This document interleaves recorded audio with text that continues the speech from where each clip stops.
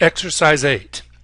In this exercise, we're going to learn how to combine two pictures using masking techniques and letting the computer actually create a lot of the masks that we're going to use. This technique could be used in advertising. It could be also used in some art types of photography.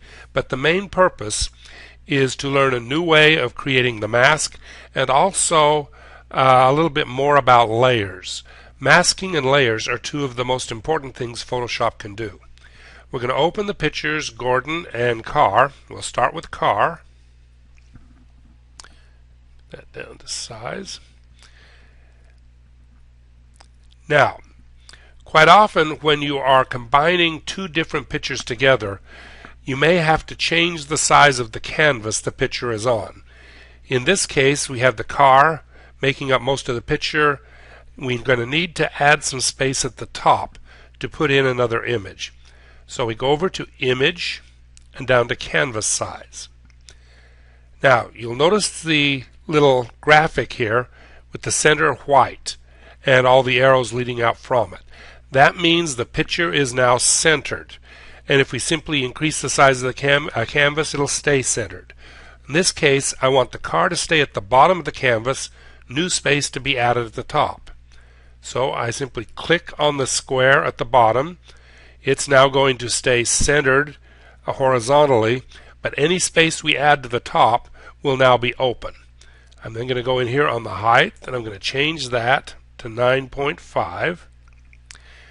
And down here on Canvas Extension Color, I'm going to change that to white. I want the space above here to be white. And I'm going to click OK. It'll then create a new canvas. So View, Fit on Screen. You can now see this whole new area where we can add another picture into it. But first of all, I need to get rid of this writing. So I'm going to select it. Get as close to the car as I can without getting into the car.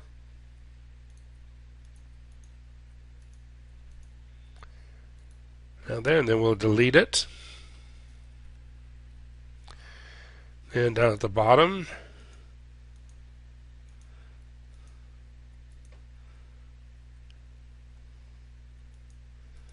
we'll select that and delete it. And then deselect. I want to go up here to the top of the car now and get rid of that little area where the lettering was. I'm going to go to white for the top color, and I'm going to pick a small hard brush like that. Then I'm going to go in with the white, and I'm simply going to carefully paint those out so that what we've got left is just the car.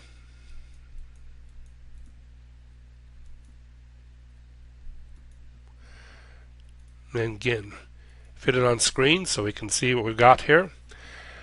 Now, this particular technique, I'm going to mask the car so that it'll stay solid, and you'll be able to see it completely in the picture when it's done. And I'm going to paste the other picture in behind this.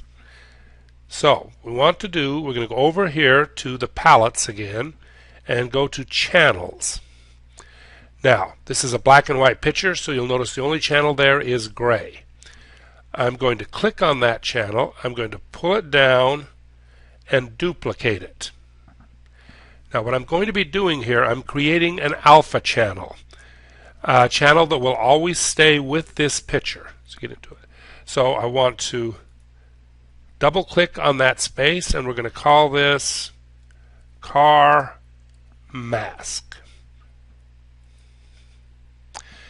Okay, I could go in and carefully select the car and fill it with black, but I'm going to use another way here.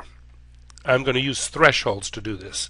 So Image, Adjust, let's go down to Thresholds. Thresholds turns the picture into just black and white.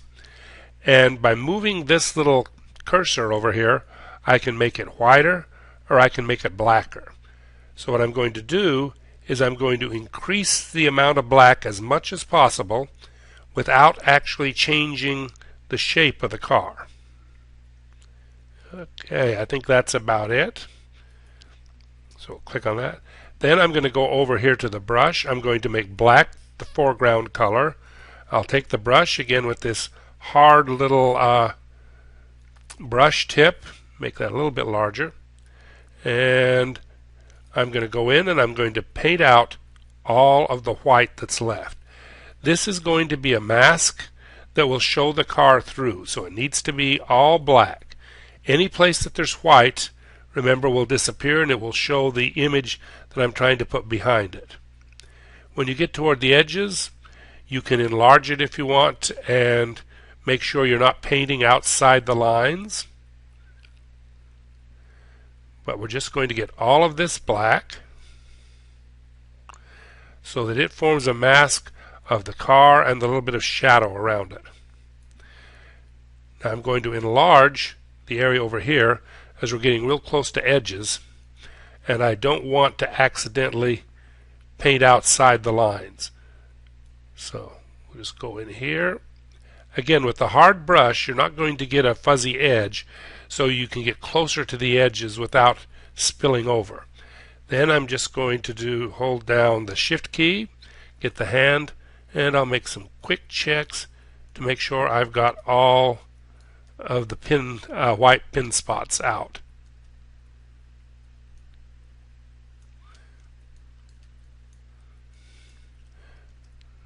So that I've got a complete mask here.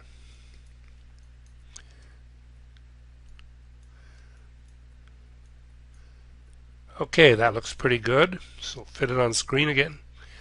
Okay, now have a mask for the car. I want the picture that I'm going to put into here to sort of fade into the car, and then the car will be solid.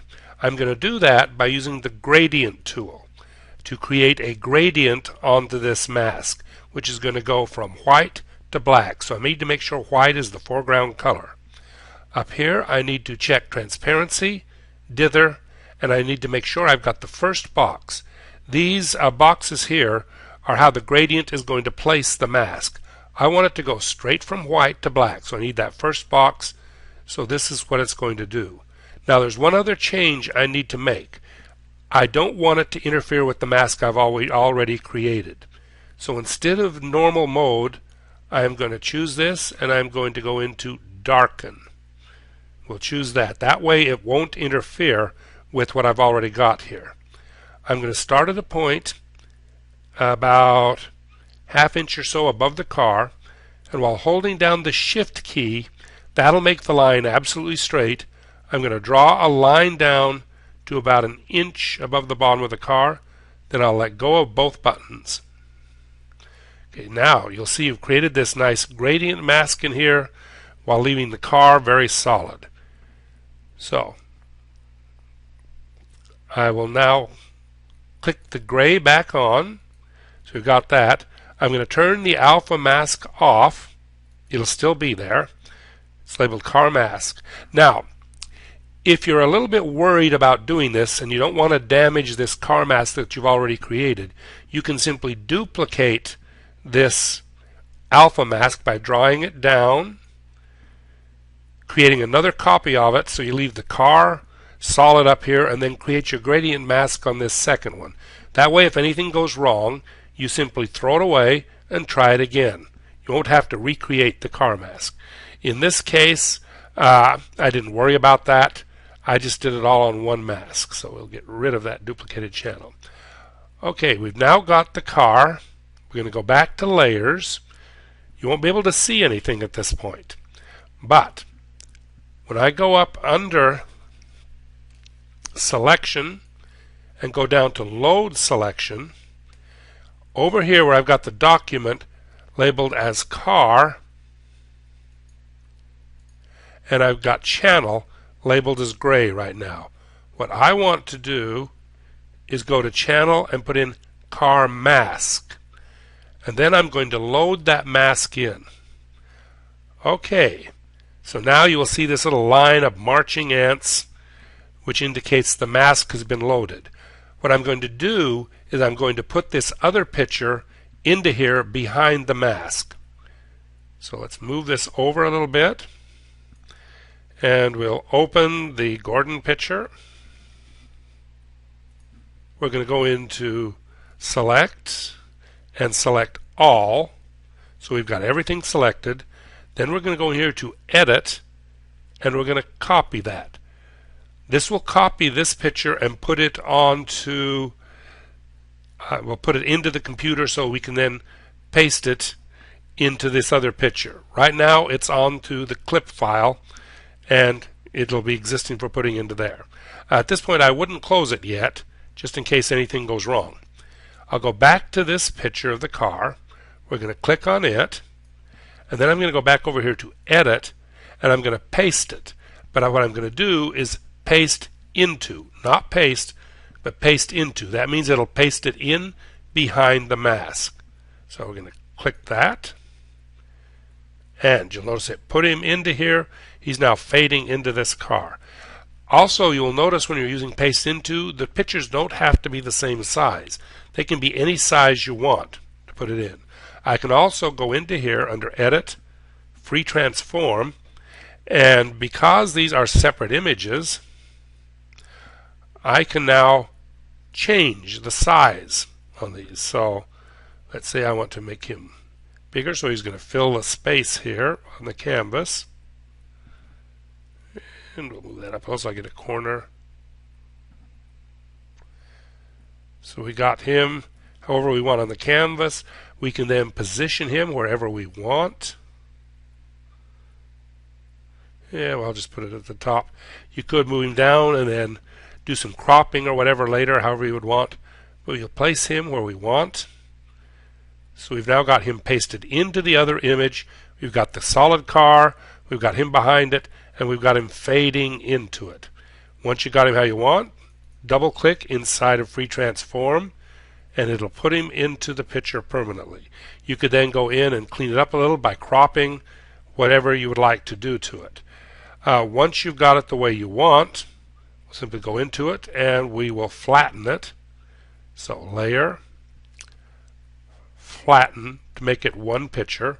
Remember, once you have flattened the image, it's just one picture. You now can't change it without leaving holes. So you don't flatten until the very last thing. In this case, I'm going to clean up a little bit on the edges here by cropping it in. We'll move that in a little bit. Move that up a little. Click it. You can now close this picture over here. We don't need it right now. And we have a simple advertisement for the car. We put it in with him endorsing the car. Okay, that's all there is to it. You've used a special way for creating the masks, and you have pasted two pictures together, letting the computer do it. That's exercise 8.